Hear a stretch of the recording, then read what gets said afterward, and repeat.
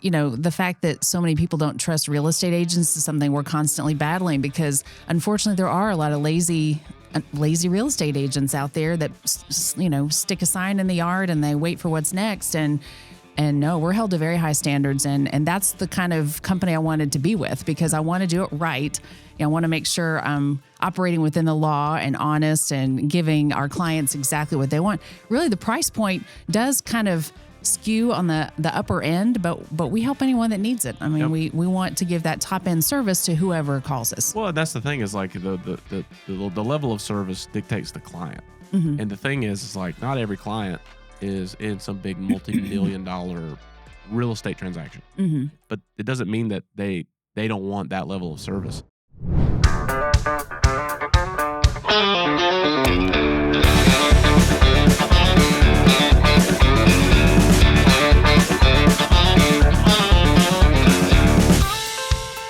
Well, how you doing? Good. How are you doing? I'm doing good. It's good to see you. Yeah, you as well. I was like, I got a guest that is no stranger to the camera. So I'm always excited for that moment because some people come in and freeze a little bit. But, yeah. Well, I've been on TV for 30 years. So, while you get some butterflies every now and then, it's just always usually a fun conversation, that you can have with people, whether it's talking to a camera about the weather or talking to you. So, yeah. No, it's going to be good.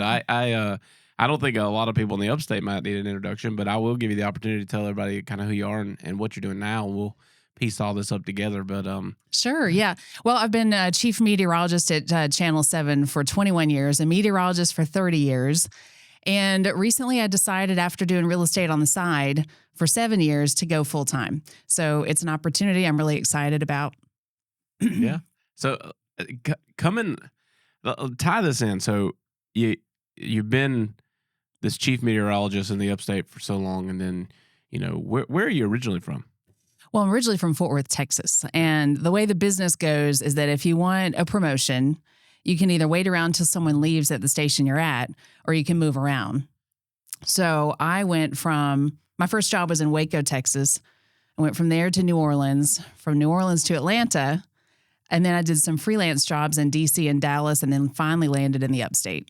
Yeah. So it's been a journey for sure, but it's been fun. I mean, and I was 23, 24 moving around. It's like, wow, what can I do here? I mean, there's just always something fresh and new. I got to Atlanta and I was like, you mean Alan Jackson lives here? There's so much going on in Atlanta. I had no idea. I mean, I was 26 years old at the time. So it's been a lot of fun, a fun career for sure. That's awesome. And so how long have you been in the upstate? Well, about 21 years, because I pretty much moved here and jumped on TV. Having worked in Atlanta, the weather patterns were pretty similar. So the learning curve wasn't too steep. And I just fell in love with the people and the geography, and everything is nearby. It's just a great place to live. Yeah. It's like the rural retreat. And it used to be. Now it's like becoming like the interchange between Charlotte and Atlanta. Right. Like, this is where everybody is moving to. Right. A lot of people are retiring from places like Atlanta, and they're moving to the upstate, because every now and then I'll hear from someone that says, I used to watch you in Atlanta. I turned on the TV and there you are, Yeah. So now I'm actually able to help some of these people move into a house, around here. And you're right. So many people are moving here that it just seems like everything's expanding. Yeah. So, well, and I mean, real estate, that's a completely different game, Mm-hmm. And so what piqued your interest to get involved in real estate? Well, my family in Texas has always been sort of involved in it. My brother's a broker in the Fort Worth area. My grandfather always was talking about trading land. His goal was to own 1,000 acres. So, he was a school principal and a basketball coach. So they didn't have a lot of money, but they saved, and he traded up, and I learned about mineral rights. But I like the challenge of negotiating, finding the right deal for people as they're trying to find that next move. And that's why you're interesting with barndominiums. I mean, it's kind of a learning process for me to learn about this whole new way of living, right? No, for sure. And the thing about it is like you're kind of in a really nice niche of real estate to where you get opportunities for things that are not just a regular, common, everyday occurrence in the market. Mm-hmm. And that's kind of how we came to know each other, Mm-hmm. is through a real estate deal that you had listed. And it's just fun. Like the same thing for me. It was like I've been in construction and everything my whole life, and then about 10 or 11 years ago, I got into real estate, and it literally was a New Year's resolution. It was like, I want to learn something new. Yeah. Right. And so I just went to real estate school. I had like no intentions of that becoming something like a big piece of my life. And just like, I just want to see if I can do this. And so Right. I did, and got licensed and kind of got in it, and it was not what I wanted to do. And I was trying to part-time it and figure out like what am I going to do with this now? And so I kind of moved around and did a few different things and was with, some of the bigger name brokerages, and then jumped on some of the newer trendy things that came through. And then there was a period of time where I just let my license go inactive. And cause I was just like trying to figure out like, how does TJ fit into this? Right. Where there's thousands of competitors and not a huge success rate. For people that are in the business for a long period of time. Yeah. And so I did some kind of soul searching of like, what is going to be my niche? And then I kind of found it in the real estate world prior to Barndo, because I'm still a broker, own my own brokerage.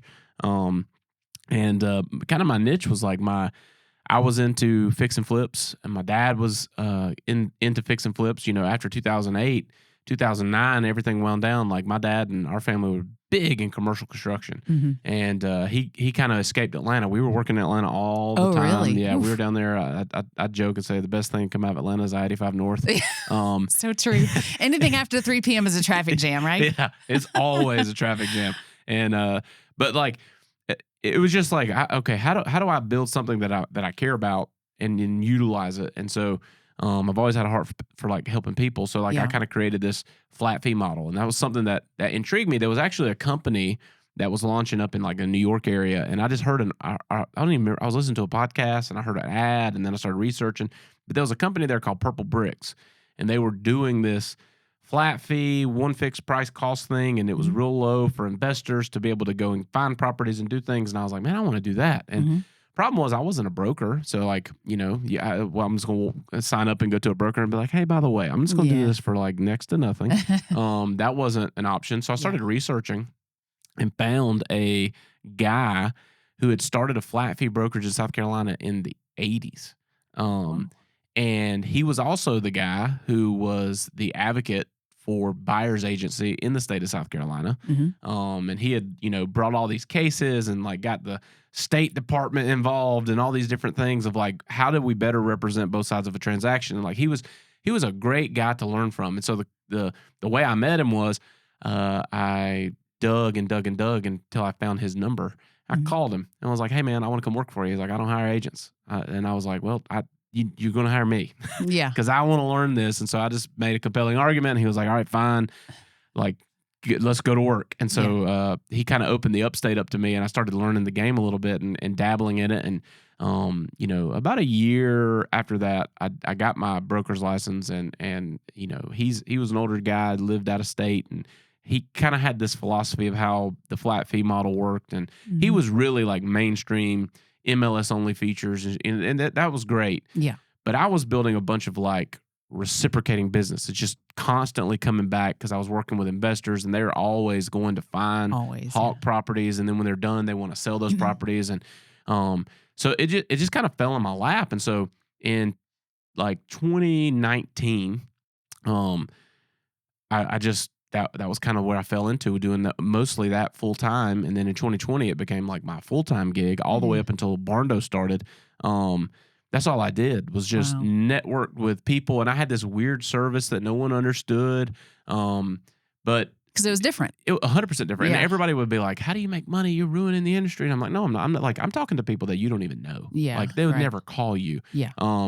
But the flip side of it is like I constantly had between 40 and 80 listings, always. Like always had 40 to 80 listings at any given time. Yeah. And then, that pulls you into the buyer side of the transaction, and that's not really where I wanted to be. So I built like a referral network, and that kind of slowly brewed up to where, they're like, hey, you keep giving me all these referrals. Why don't I just come work for you? And then, the business was growing. And then like the COVID boom, it was insanity. Oh yeah. And then right on the heels of that, time. Barndo was starting. And so I kind of had to like step away from real estate for a minute and focus just on Barndo. And, like I said, I still keep the brokerage. I still have agents that work inside of it. And it's just not a huge focus of my day-to-day life anymore. But I love it. It's like an addiction to get into real estate. And It is kind of. Well, and one thing I like about you is that not only are you persistent, but I think you're like me in that you want to constantly be growing, Yeah. right? And kind of that's where I found myself in TV. I was blessed to be able to reach all of my professional goals. And it's like, okay, what's next? I don't want to keep going into work and doing the same thing and not feeling like I'm growing. Yeah. And so that was another reason why I got into real estate. And Herlong Sotheby's has been really good because their standards are also high. Yeah. And so it's been really fun to get to know you and to hear your story because real estate is not easy. And 40 to 80 clients, at a time or, deals at a time, that takes a lot. You have to know your stuff and you have to be honest and you have to be able to follow through. Yeah, it's a lot to manage. Yeah. I much prefer what I do now. Yeah, but like it's exciting. Yeah. Well, I joke all the time because I've told that story and I have agents like, let's do it again. Yeah. And I'm like, well, let's find another broker. Yeah. But and for you to go into that Sotheby's world of like how you guys are set up, like again, that's a whole different spectrum of the business. And I think a lot of times people kind of look at real estate as like one and the same. Mm-hmm. They're not. Right. There's so many specific niches of where like people have really deep understanding of different phases of the game, and it really serves people well to understand that not everybody's the same. Yeah, that's so true. And the fact that so many people don't trust real estate agents is something we're constantly battling because unfortunately there are a lot of lazy real estate agents out there that stick a sign in the yard and they wait for what's next. And no, we're held to very high standards. And that's the kind of company I wanted to be with because I want to do it right. I want to make sure I'm operating within the law and honest and giving our clients exactly what they want. Really, the price point does kind of skew on the upper end, but we help anyone that needs it. I mean, we want to give that top end service to whoever calls us. Well, that's the thing is like the level of service dictates the client. Mm-hmm. And the thing is like not every client is in some big multi-million-dollar real estate transaction, right? But it doesn't mean that they don't want that level of service. Exactly. And so you get a big open web. Like I was in my side of things because I had a lower price point and things like that. Like I dealt with a lot of lower income people or people who were strapped. Or I actually one of the biggest things that I serviced was referral agencies from builders, new construction builders. They have people walk in that want to buy this home. They have a home they need to get out of. They don't have that much equity in it.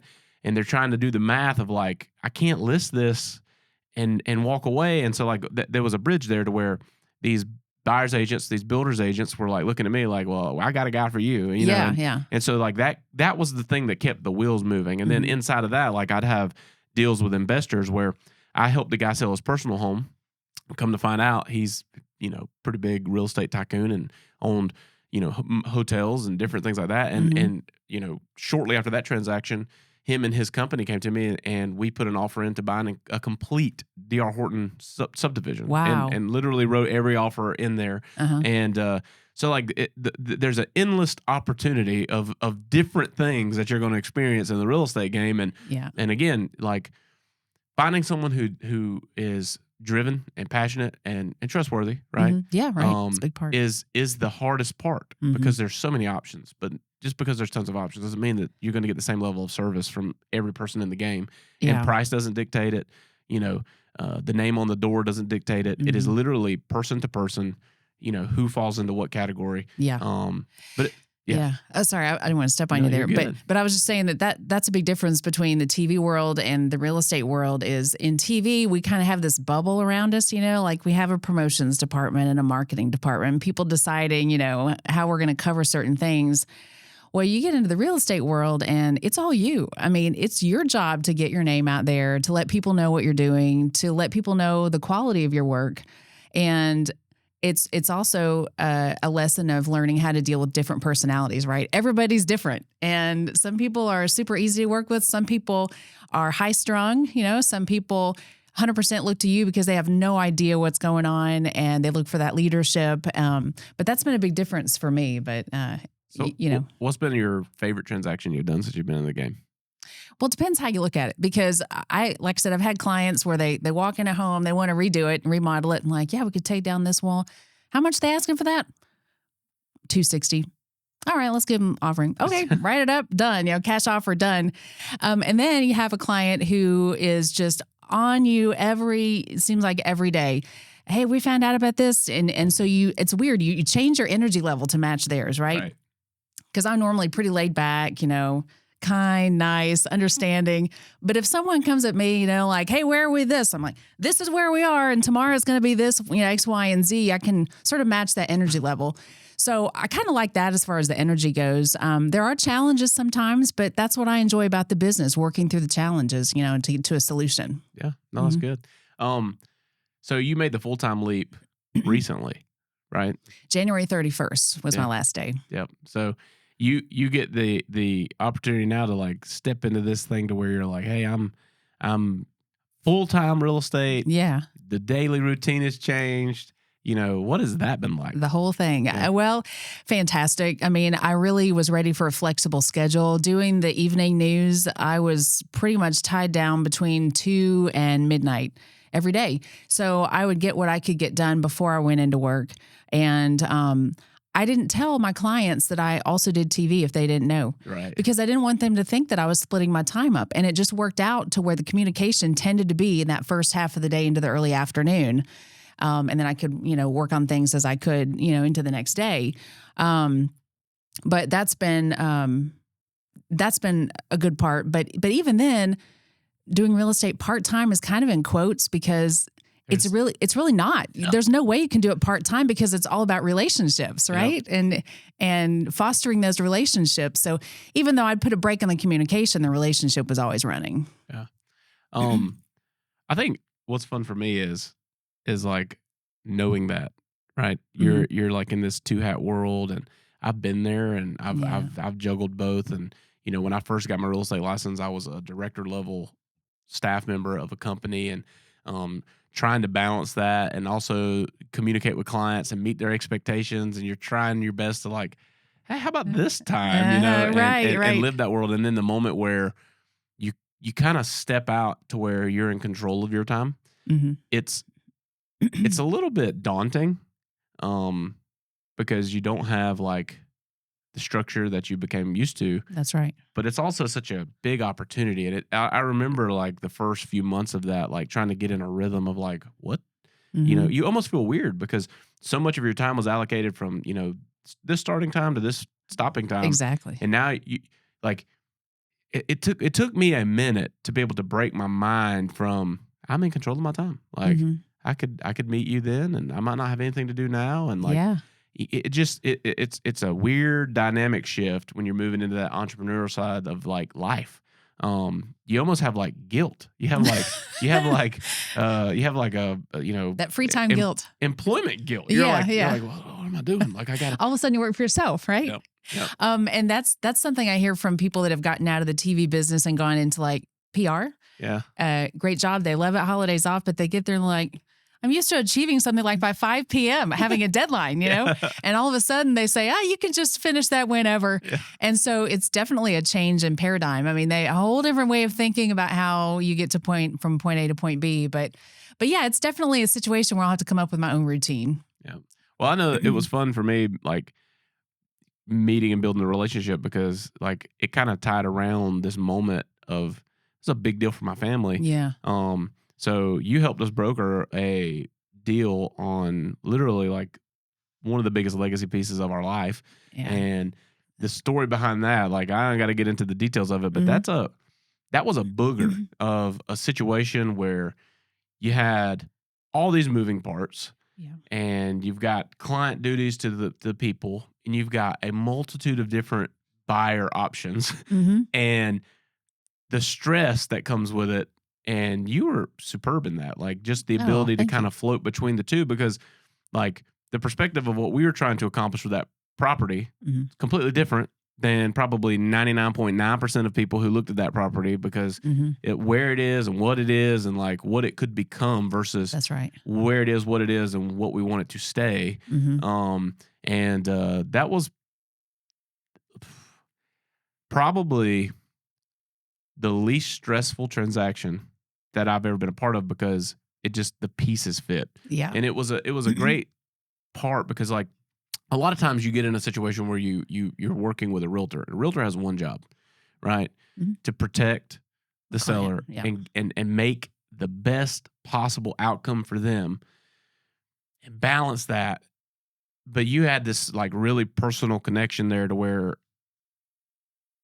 this doesn't happen often, where both sides of that table kind of met, not in person, but like on a plane where this is kind of what they want. This is kind of where we are. And the way that thing just became reality, it's kind of surreal. Like I still, now I wake up every day and that's a part of my life. And it's a big thing that I'm having to adjust my entire life around to make it work. But like, I just remember being in that thing and like going through that. And I immediately was like, hey, you've got to come hang out on the podcast and talk about this because you have that piece of the relationship side down. And that is so missed in the industry. And I tell people every time, like, one of the biggest core values in our company is around legacy. Like even in the new core values, the way we put it in there is like we are driven by legacy in Barndo company, right? And so, what does that mean? And I've referenced this a billion times, and I got to give credit to Hunter Ballou, good friend of mine, also big in this entrepreneur world, and got accomplished guy. Like he does a lot of stuff. He's in coaching, and he's got several companies, and he's a published author, and But he said something one of the first times I ever met him about legacy, and he's like, "No, everyone's got an expiration date.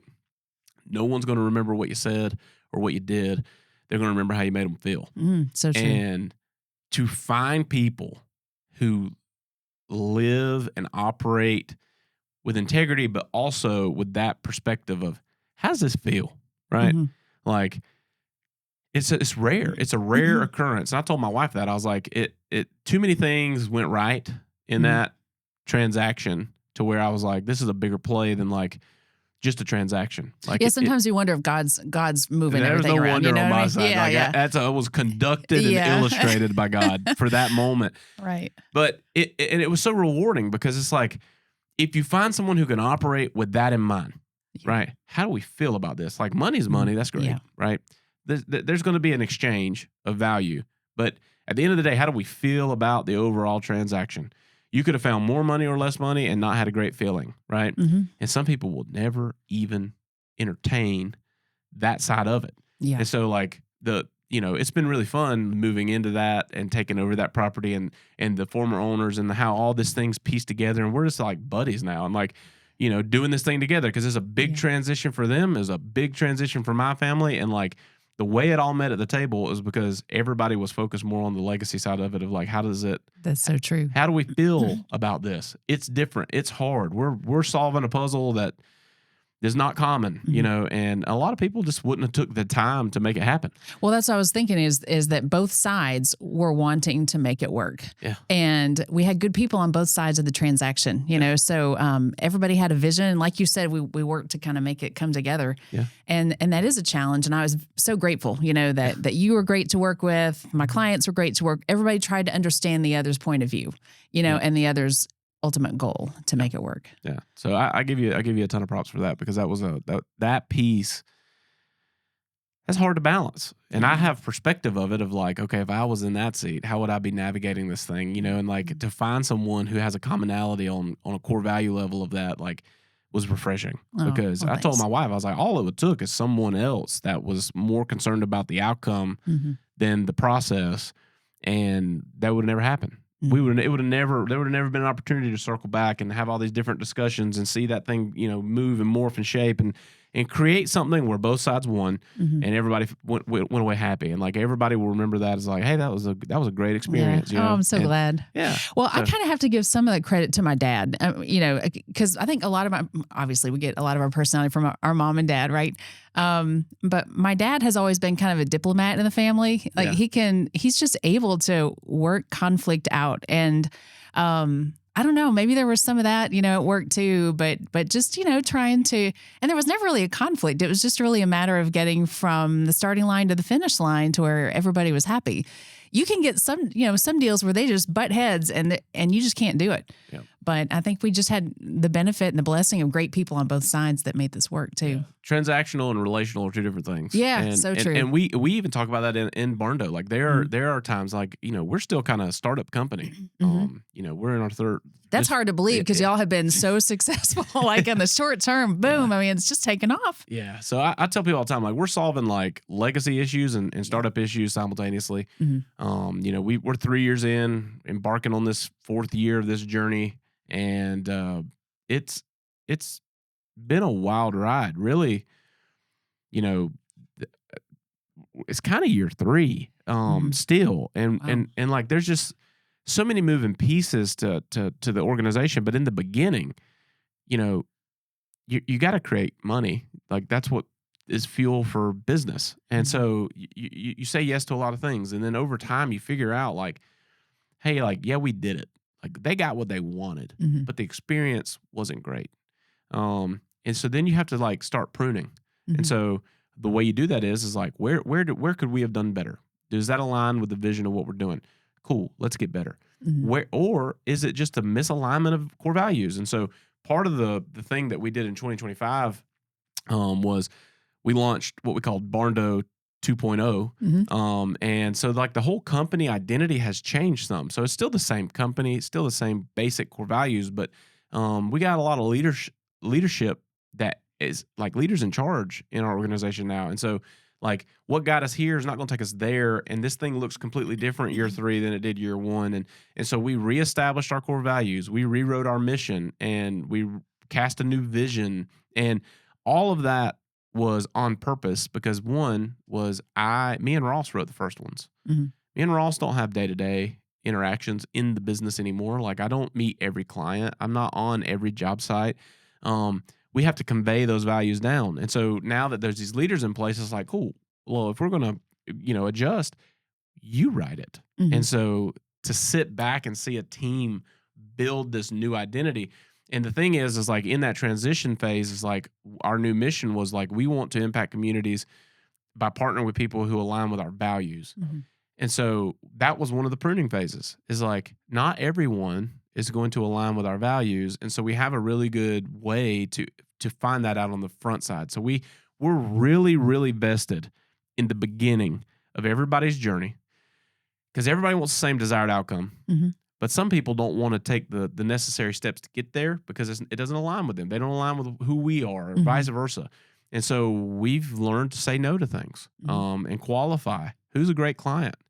Who are we not the best build solution for? And it stinks because you look at it like this is a great opportunity to generate revenue. There's profit tied to this. Like it helps with our expansion and our vision and our growth.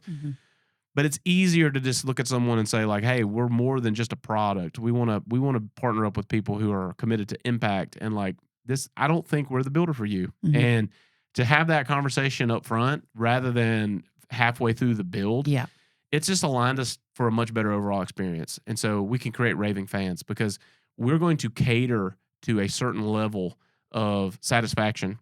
And, we learned there is a common theme. People who had a poor experience. There was a common theme to where they should have never been clients or we just had to improve as a company on the deliverables. And so in doing that and really getting down in the nitty gritty of where, like, how do we get better? Every single piece of feedback is fuel for us to become better. And so like, I love it. Like people cringe, like I tell everybody in our company, like, hey, we're going to build hundreds and hundreds of barns this year. Yeah. And we're going to have tons and tons of very satisfied clients that maybe don't leave a review because, typically. Everybody's in a hurry. Everybody's doing something else. Your reviews typically are people will take the time to talk about what they didn't like. People who had a great experience will tell people. And so we're intentional about asking for it. So we have tons of 5-star reviews. But like I almost look forward to the one because I want to hear it. I want to see it. Yeah. I want people to even though it stings a little sometimes, right? Yeah, but the thing is like it can't sting if your commitment is to be the best. And how do you become that? Yeah. Well, then you have to acknowledge where you're not. And so not everything that's shared is accurate, right? And so like it changes the game a little bit. It's like, hey, we're committed to becoming the best at all costs. So share. we almost encourage it. Mhm. Good, bad, and different. Yeah. Leave your opinion, because we're going to process it on the backside of, hey, was this a vision misalignment, or did we drop the ball on something? And we found where we dropped the ball, and we're able to come in and correct that thing, and we'll talk about it publicly, Mhm. right? Like, I've got interviews with clients who may have less than stellar experiences, and I bring them on here and we talk about it. Let's peel the top off this thing and talk about where it went wrong. And I can share with you what we're doing differently to make sure that doesn't happen in the future. Right. Right. And we don't like, the problem is, in the world we live in, you get social media highlight reels.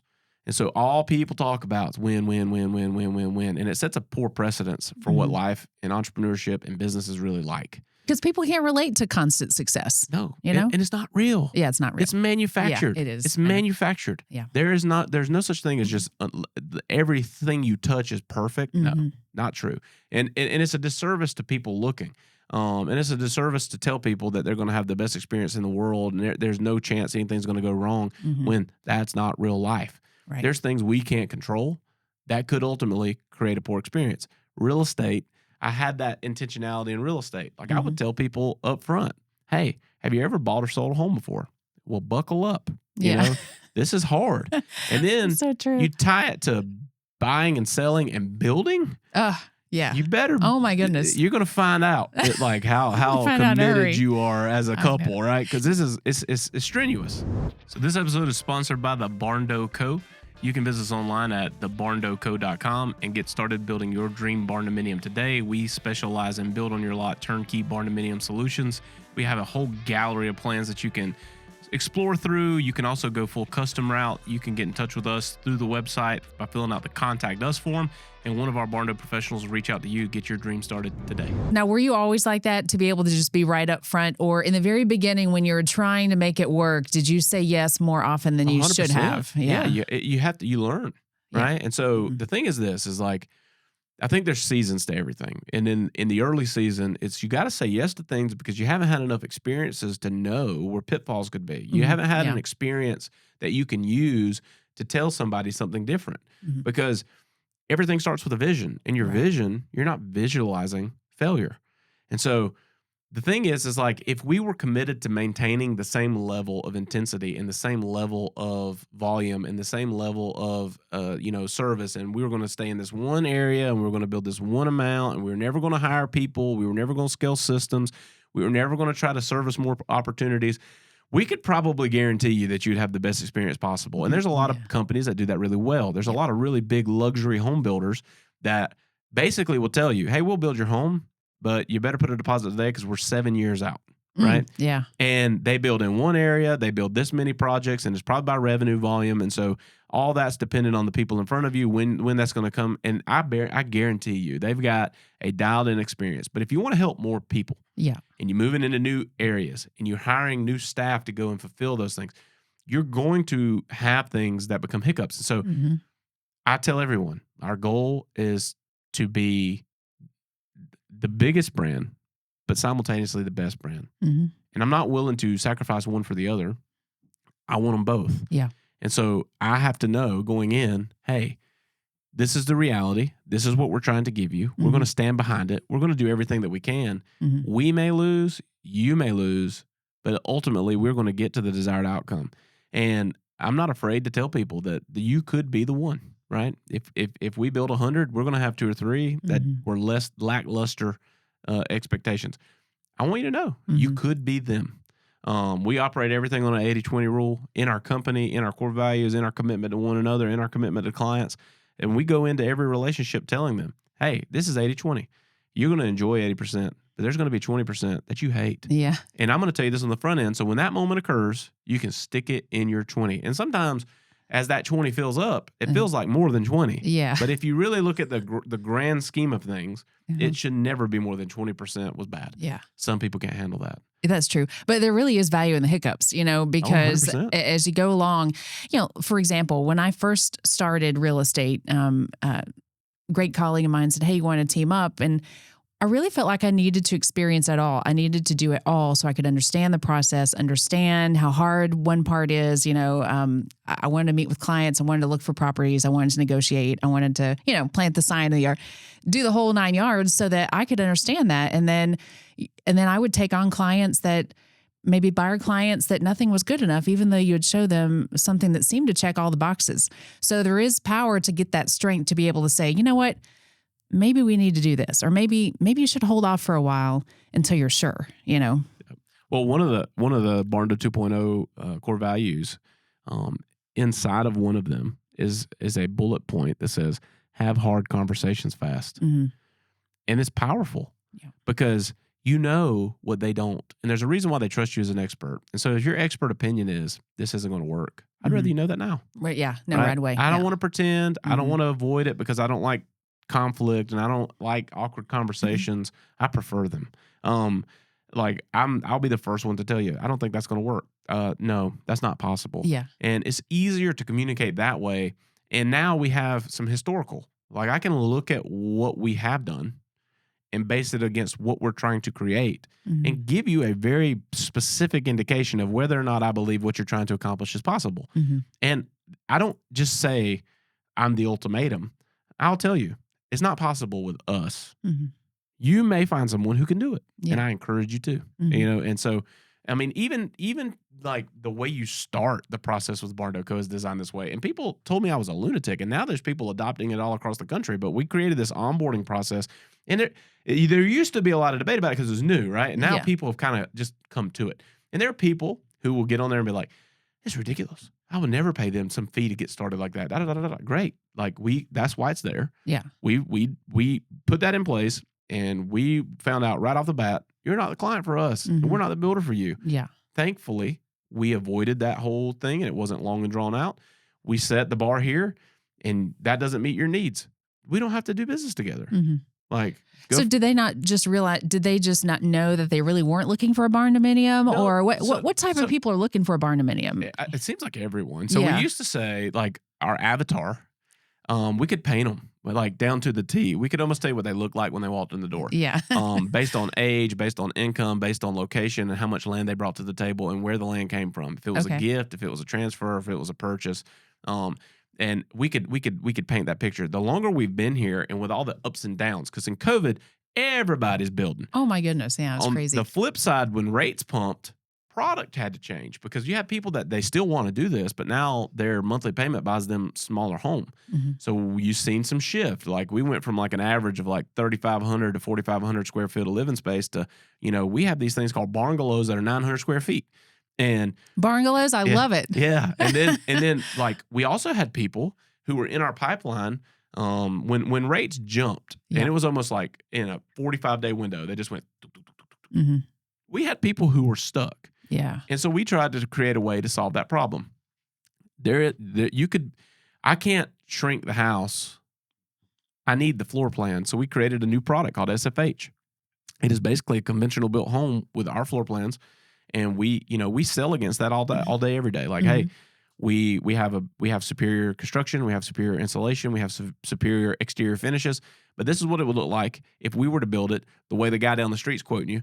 Here you go. Yeah. It's cheaper. Yeah. And so people can maintain the square footage needs. And so that was something that I'm not passionate about. Like I don't wake up in the morning and be like, man, I hope we build millions of SFH homes. Yeah. It's a need. Right. And it's a thing where it's ability to serve people who trust us but can't control that rate's got out of hand. Right. I know. And so we created a product to solve that problem. And that, just approaching everything from that perspective has helped us a lot because we build everything we do is custom, semi-custom. There's very little like spec housing. Like we don't just have a thing where you walk in and we're like, hey, this is what it looks like. Here's the finished price. And, people ask us online all the time, well, what's the cost of this? It's pointless to tell you because your preference, you're going to want to change things. Yeah. So like the rebuttal to that is, hey, what's the size and what's the cost is, hey, this is the size. Is there anything in this home you would change? Oh, yeah. Well, yeah, I don't like that. And I don't like those countertops, and I don't like this, and the color on the outside, and I don't like the way the windows are, and I'd rather have black windows, and I like the porch, but I don't really like. Okay, well then you just completely destroyed my ability to give you the price of that one because it doesn't make sense. Because we could have 5 clients, they all pick the same plan, and they all build them on 5 different pieces of property, and you could even have 2 or 3 of them that were exact same finishes, and 2 that were upgraded, 1 that was downgraded. And the range on that home could be anywhere from $400,000 to $750,000, depending on unknown factors. Your preference, your taste, your upgrades. your land. How did we That's have to right. develop the land? What kind of foundation do we have to do? How long is your driveway, Mhm. right? If you're building on a 2-acre tract and you're 75 feet off the main road, and this guy's got 117 acres and he wants to build a mile and a half back, well, guess what?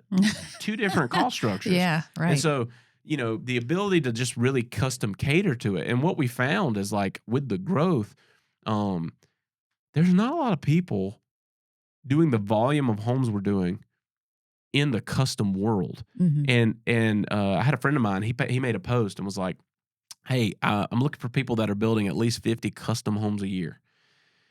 And the response from a lot of custom people were like, "Well, it's impossible. There's nobody in the world that does that because you can't build that many homes, blah blah blah, this and that." Mhm. And and then there's guys in the more spec community and they're building thousands of homes. Mhm. It's a different process.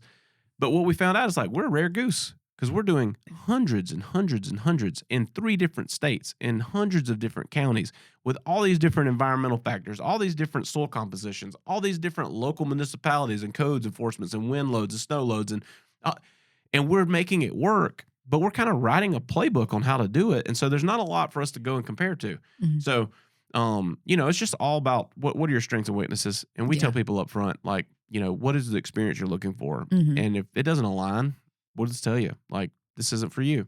Um, Mm. but we created onboarding because most people say, I want a barndominium as my dream, TJ. Yeah. Cool. Have you ever spent the night in one? Well, no, I've never even seen one. But I love Okay. how they look. Yeah. And it's like, awesome. Well, let's make sure that you feel that way before you sign a contract. Yeah. And so we created this onboarding. And so people come to us and they pay us an initial deposit. And it's Mhm. not a deposit, it's a fee. Yeah. It's non-refundable. You're pre-purchasing kind of phase 1 of your construction journey. And that could be $5,000 to $7,500 typically, depending if it's a super custom or if you're just making some modifications to an existing plan. Mhm. And we've had people where their onboarding costs are $25,000, $35,000 because they're building something massive. Yeah. And there's a lot more detail that goes into it. But you come in and you pay that up front, and our commitment to you during that process is we're going to take in all the factors. Mhm. We're going to come out to your property. We're going to take a look at your land. We're going to look at the area that you want to build in, and you're going to pick the worst possible place. Right? That's right. Yeah. Most of the time, because you I'd don't love to know. have it in Yeah. this little depression here. Yeah, that's it. Everybody. That's like, we want to build right here where all the rainwater collects. But we guide you through that and Yeah. explain like why that's not a great idea. And if you're dead set, then Mhm. like this is how that's going to impact your finances to get that suited to build on. Yeah. And then we take into account of the driveway. And then it's a weekly occurrence. Someone's bought 10 acres and they want to build at the very back of it. And so we come in and we're like, cool, just so you know, like the home you're trying to build and based on your budget, Mhm. you're going to have another $300,000 in driveway prep. And Mm. they're like, oh my God. Yeah, And I we're like, realized. yep. And they're like, you know what? The front of the property sounds really Sounds great. really great. And so, but we do that with them. And then we have a whole experience behind it. Like, hey, put your future front door sign where your front door is going to go. You get this visual. Yeah. Then we're partnering you up with our design because we're a Mhm. complete design to build turnkey solution.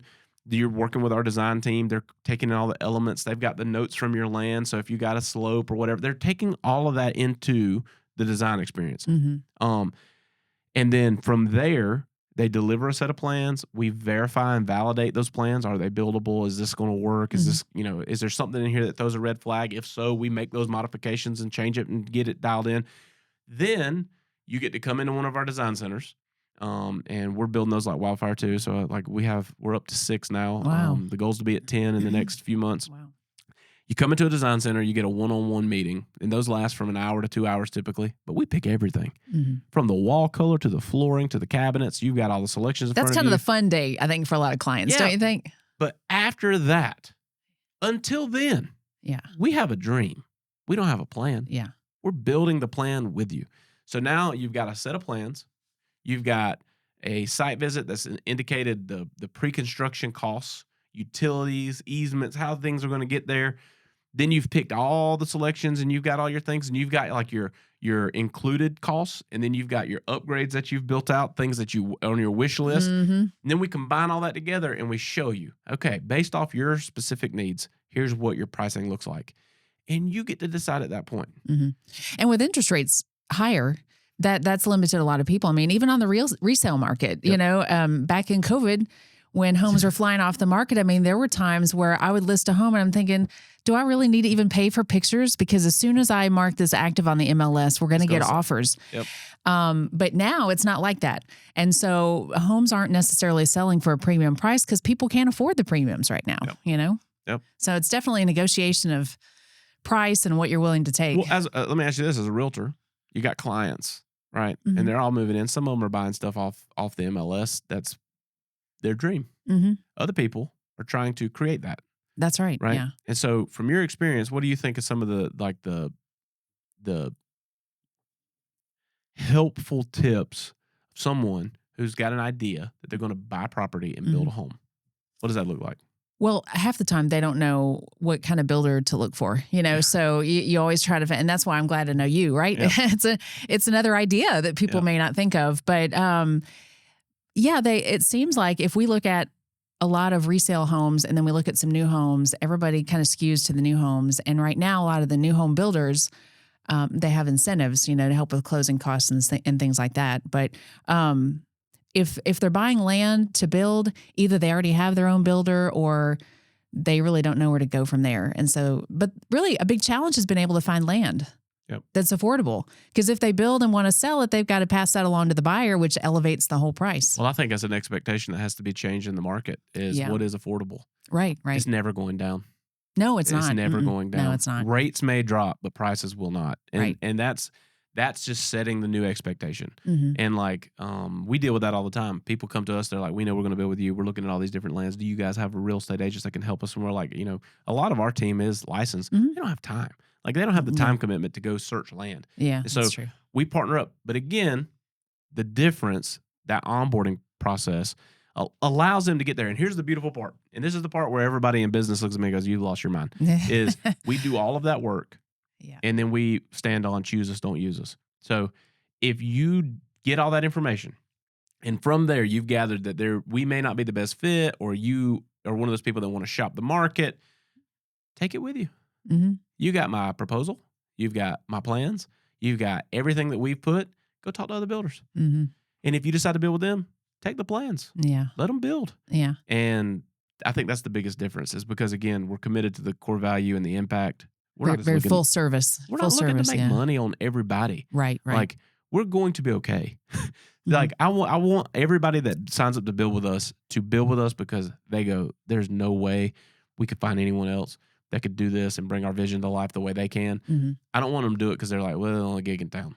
And so we've made it a priority to put people above profit, and we give you the option to never sign and walk away. And if all we did was help you get it out of your brain and on paper and get an understanding and connect you with lending and partner and do all these different things to where you go across town and you find someone that fits your needs better, good. So your company would never have been able to grow as fast as it has in a short period of time without great marketing, right? If it was a secret, fewer people would know about it. What was your strategy to get word out? Or did you rely on what you're saying, your model of just being very honest and upfront to where people respected that and passed it along to their friends? So I would say from the marketing perspective is people don't know. So you have to tell a story. Mm-hmm. You can't just come out and say, hey, we build Barndos too. There's a lot of those guys, right? We help trailblaze a bigger opportunity for people to build it. And I love it. I love it. People will be like, oh, did you see this guy's doing it now? Great. Yeah. We need more. I can't build them all. Yeah.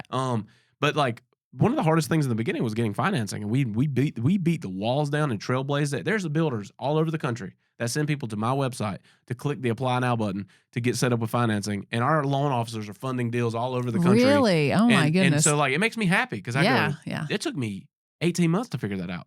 And now I'm just shortening the process. More people are getting blessed and helped and getting their thing done. And like, that was a great, and I love it. I love that I made it easier for someone else because it also challenges me to keep getting better. Yeah. Right. Mm-hmm. There is no competition. It's community. Like, and look, beat me. Mm-hmm. Like, do better than me because that's going to challenge me to become even better. Mm-hmm. I love it. And ultimately, I'm in it to see people get their dream. That's right. And I might not be the one for every one of them. Like, we may not be the solution. That's great. Yeah, we need different options. Well, and we do get that feeling of satisfaction when you know that a client is happy, right? Yeah. That they got what they wanted and everything was clear along the way. And with listing appointments too, we always encourage.